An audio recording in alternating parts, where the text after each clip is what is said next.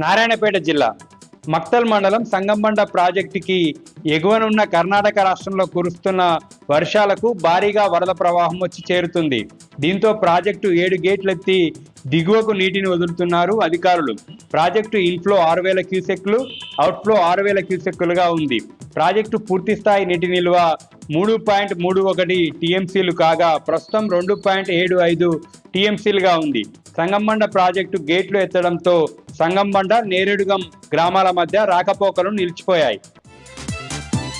వనపర్తి జిల్లా ఉమ్మడి పాలమూరు జిల్లా వరప్రదాయిని జూరాల ప్రాజెక్టుకి భారీగా వరద ప్రవాహం వచ్చి చేరుతుంది. దీంతో 21 గేట్లెత్తి దిగువనున్న శ్రీశైలం ప్రాజెక్టుకి నీటిని వదులుతున్నారు అధికారులు. ఇన్ఫ్లో 1,85,000 క్యూసెక్లు, అవుట్ఫ్లో 1,79,639 క్యూసెక్కులుగా ఉంది. ప్రాజెక్టు పూర్తిస్థాయి నీటి నిల్వ 9.65 టీఎంసీలు, ప్రస్తుత నీటి నిల్వ 8.55 టీఎంసీలుగా ఉంది. ఎగువ దిగువ విద్యుతుత్పత్తి కేంద్రాలలో విద్యుతుత్పత్తి కొనసాగుతుంది.